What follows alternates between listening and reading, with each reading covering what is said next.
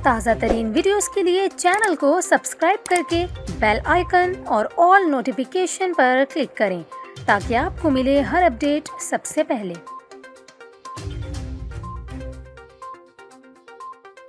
किसी और की नहीं है,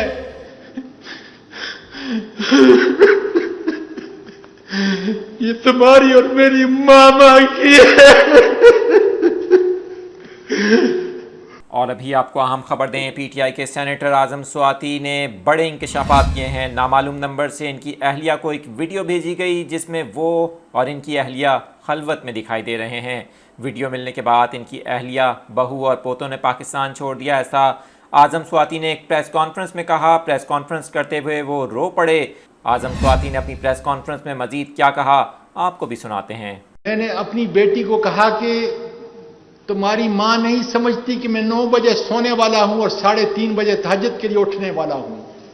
सारी जिंदगी मैंने इसके साथ गुजारी है और इसको पता नहीं कि चंद दिन पहले 13 अक्टूबर की सुबह को जो मुझे उठा के ये जालिम ले गए, उस वक्त मेरी वीडियो बनाई।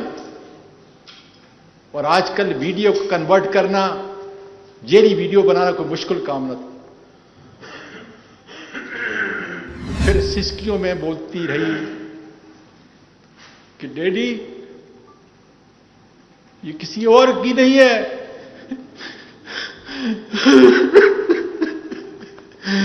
ये तुम्हारी और मेरी मामा की है।